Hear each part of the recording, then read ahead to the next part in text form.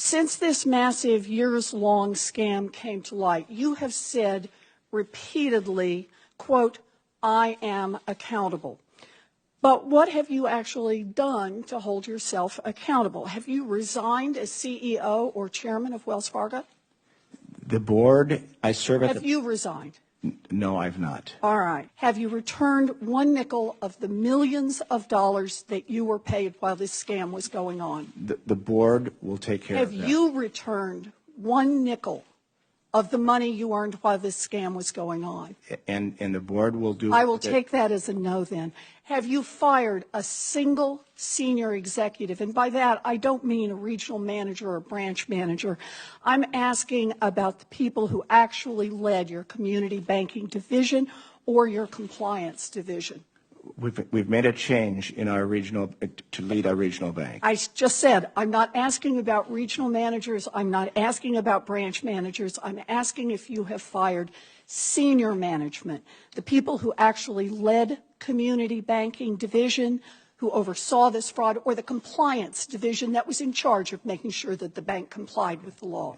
Carrie Toll said. Did you fire No. any of those people? No. Okay. So you haven't resigned. You haven't returned a single nickel of your personal earnings. You haven't fired a single senior executive. Instead, evidently, your definition of accountable is to push the blame to your low-level employees who don't have the money for a fancy PR firm to defend themselves. It's gutless leadership. Here's what really gets me about this, Mr. Stumpf.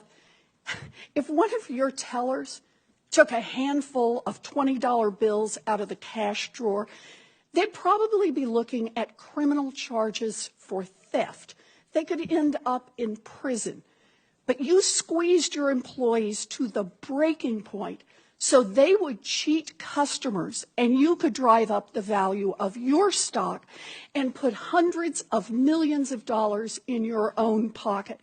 And when it all blew up, you kept your job, you kept your multi-million-dollar bonuses, and you went on television to blame thousands of $12 an hour employees who were just trying to meet cross-sell quotas that made you rich.